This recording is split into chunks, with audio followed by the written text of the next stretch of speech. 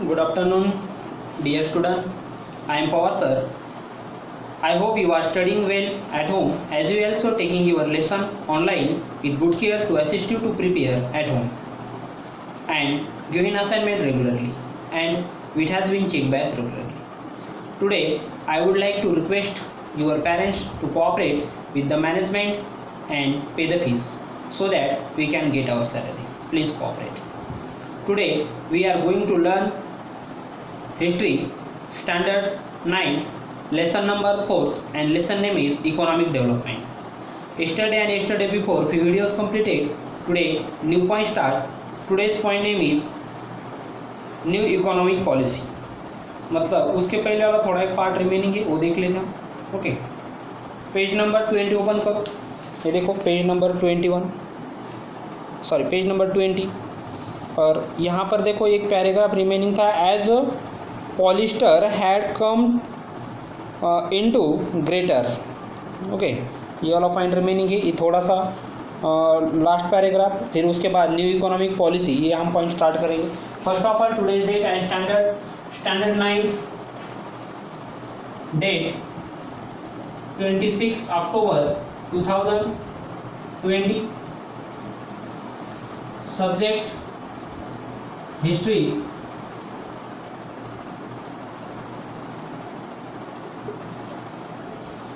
And fourth lesson name is Economic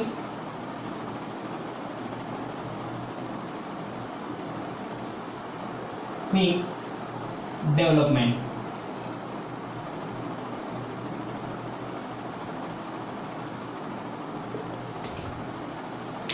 Look at the textbook and listen carefully. As polyester had came into greater demand than cotton cloth, the sale of milk cloth had already got affected. देखो कि पहले cotton ज़्यादा चलता था, फिर उसके बाद में कौन सा कपड़ा आ गया था, प्लास्टर का कपड़ा आ गया था. फिर ये आने के बाद फिर कॉटन के लिए डिमांड कम हो गई, फिर पॉलिस्टर की डिमांड ज़्यादा बढ़ने लगी. Sale of cloth had already got affected. और जो भी कॉटन वाली मिल थी वो क्या उसके ऊपर क्या हो रहा था, अफेक्ट हो रहा था. क्यों? तो पॉलिस्टर का कपड़ा आ गया था, फिर वो मिल ज़्यादा ग्रोथ हो रही थी. The mills move from the Mumbai to Surat is in Gujarat. और ये मिल कहाँ पर मूव कर रही थी, मुंबई टू सूरत और गुजरात में. The central government nationalise 30 textile mills. और इन्होंने क्या किया था, गवर्नमेंट ने अपने अंडर में ले लिया था, इनको कहीं भी वो जाने देने वाले नहीं थे. 13 जो मिल्स थी, टेक्सटाइल की जो मिल थी, उनको गवर्नमेंट ने खुद के अंडर में ले लिया था. Appointment of the arbitrators. Arbitrator मतलब इशू सॉल्व करने वाला जो पर्सन होता है उसको आर्बिट्रेटर करता है. ये कंपनी में जो भी इशू आते हैं उसको सॉल्व करने वाले पर्सन को हम आर्बिट्रेटर कहते हैं. Did not help to resolve this issue. और ये इशू को सॉल्व करने में समर्थ नहीं थे. नेक्स्ट पॉइंट, न्यू पॉइंट हम स्टार्ट करते हैं. New economic policy. Important point है. New economic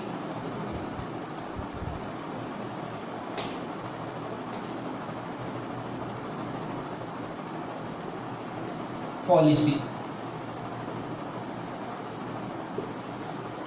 new economic policy. Today's point name is the year 1991 is very important in the history of modern India. तो मॉडर्न इंडिया के लिए 1991 का जो period था वो बहुत ही इम्पोर्टेंट था इंडिया के हिस्ट्री के लिए, इंडिया के इकोनॉमिक के लिए. After the 10th general election, और इंडिपेंडेंट के बाद एक 10th, फर्स्ट सेकंड थर्ड ऐसा 10th इलेक्शन हुआ था उस टाइम लोकसभा का. P Narasimha Rao became the prime minister of India. और जो 10th वाला इलेक्शन हुआ था उसमें जो इंडिया के प्राइम मिनिस्टर बने थे वो थे पी नरसिम्हा राव 1991 में. ये याद रखो. With doctor Manmohan Singh as finance minister, और उनके जो मिनिस्टर का ग्रुप था उसमें फाइनेंस मिनिस्टर कौन थे? तो मनमोहन सिंह, हमारे प्री प्राइम मिनिस्टर। ओके, इसके पहले के जो प्राइम मिनिस्टर है नरेंद्र मोदी के पहले, वो प्राइम मिनिस्टर थे हमारे मनमोहन सिंह, डॉक्टर मनमोहन सिंह, और उस समय वो फाइनेंस मिनिस्टर थे, इकोनॉमिक तज्ञ कहते हैं उसे। He adopted the new economic policy of linking India's economy with the global economy। तो उन्होंने एक प्लानिंग बताई थी, एक पॉलिसी बताई थी इंडिया को ग्रोथ करने के लिए, क्योंकि इंडिया का इकोनॉमी बहुत ही लो हो रहा था, बहुत लॉस में जा रहे थे, और उसको ग्रोथ करने के लिए उन्होंने ग्लोबल इकोनॉमी को लिंक करने के लिए एक पॉलिसी बताई थी। ग्लोबल मतलब वर्ल्ड को कनेक्ट करने वाली economy. For this fundamental changes were brought about in the India economy. Fundamental मतलब बेसिक, और बेसिक ऐसे बेसिक बहुत सारे चेंजेस उन्होंने क्या किए थे, इस इकोनॉमी ने, इंडिया की इकोनॉमी ने चेंजेस भी कर दिए थे। फिर वो क्या क्या चेंजेस किए थे वो देखते हैं। India economy was brought in tune with the global main stream. Tune मतलब उस समय का टाइम, उस समय के टाइम में इकोनॉमी क्या हो रही थी, broad tune this the global mainstream में उसको कन्वर्ट किया था, ग्लोबलाइजेशन में उसे कन्वर्ट करने की पॉलिसी बनाई थी डॉक्टर मनमोहन सिंह ने, पूरे वर्ल्ड के साथ जोड़ने की policy. During this period Indian economy was in a crisis situation. Crisis situation means difficult situation में से गुजर रही थी, क्योंकि इंडिया की जो इकोनॉमी थी वो बहुत लॉस में चल रही थी, बहुत लोगों हमारे ऊपर लोन हो चुका था, और उस सिचुएशन से गुजर रहे, उसको कहते हैं क्राइसिस सिचुएशन, डिफिकल्ट सिचुएशन।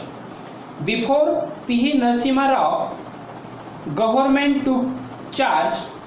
तो देखो पी नरसिम्हा राव जो 1991 में प्राइम मिनिस्टर थे, उसके पहले किसके हाथों में गवर्नमेंट का चार्ज था? उसका नाम था Chandrashekhar was the prime minister. During this tenure the rate of inflation was 17%।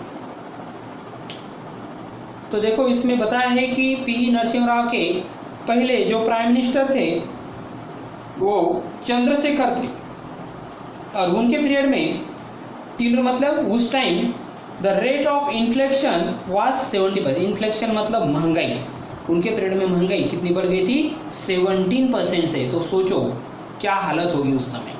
17, हर चीज़ के ऊपर जो भी हमें खरीदना है, जो भी कम्योडिटी खरीदना है, उसके ऊपर 17% क्या देना पड़ रहा था एक्स्ट्रा हमें। तो सोच लो फिर 17% इकोनॉमी है, हमें ज़्यादा पैसा पे करना पड़ रहा था, इतना महंगाई बढ़ गई थी 17%। अगर 10 रुपीज़ को कुछ कम्योडिटी है तो उसके ऊपर और 17% ऐड करो, इतनी वो महंगाई उस समय बढ़ गई थी। वो अब तक की सबसे ज़्यादा महंगाई है। Next, economic growth rate had gone down by 1.1%। और इकोनॉमी का जो रेट बनाने वाला था वो कितना से कम हो गया था, जो ग्रोथ रेट जो गॉन हो गया था, डाउन मतलब क्या हो गया, डिक्रीज हो गया था। तो अगर 5% का अगर उन्होंने एरिया रखा होगा तो उसमें से 1.1 वो डिक्रीज हो गया था, कम हो गया था, जितना हमें चाहिए उतना नहीं मिल पाया था, उसमें से वो लॉस में चला गया था 1.1%। India had foreign exchange reserve only enough to lost for imports for a week.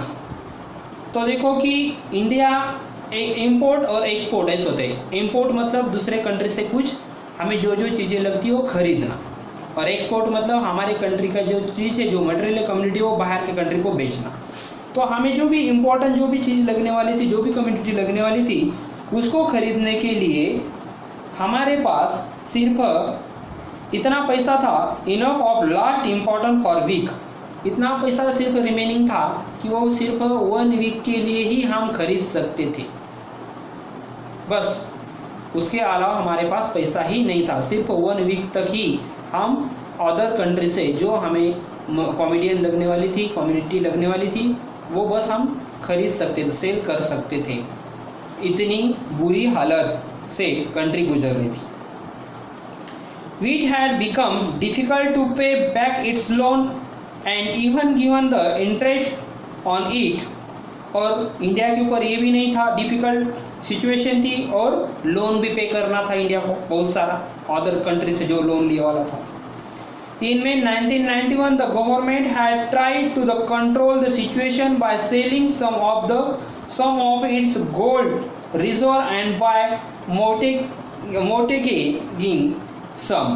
तो देखो कि ये सिचुएशन को सॉल्व करने के लिए हमें बाहर से कुछ सेलिंग करने के लिए इंडिया के पास जो भी गोल्ड था, जो भी सोना था, वो इंग्लैंड के बैंक में मॉर्टेगिंग मतलब जब हमारे पास आएगा तब हम उनसे वापस लेने वाले थे, उसलिए उन्होंने वो हमारा जो गोल्ड था वो इंग्लैंड के बैंक में रख दिया था और उससे पैसा लिया था, क्योंकि हम हमारे कंट्री को चला सके। ऐसे सिचुएशन से कंट्री गुजर रही थी।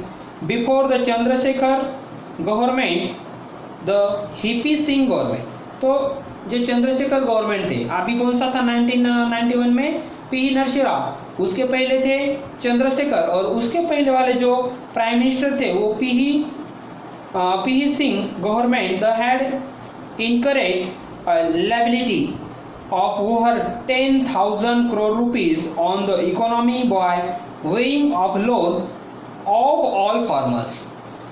तो पी सिंह ने क्या किया था, उस समय 10,000 का जो लोन था वो फार्मर के लिए माफ कर दिया था, फार्मर की माफ, क्योंकि फार्मर ने मूवमेंट स्टार्ट की थी और वो मूवमेंट स्टार्ट किया था, इसलिए पी सिंह ने क्या किया था, वो लोन माफ कर दिया था। मगर पहले सोचना चाहिए था कि इतना सारा लोन माफ करने के बाद कंट्री की हालत कैसी होगी, ये उन्होंने नहीं सोचा था और इसलिए कंट्री क्या हो रही थी, बिकट सिचुएशन से गुजर रही थी।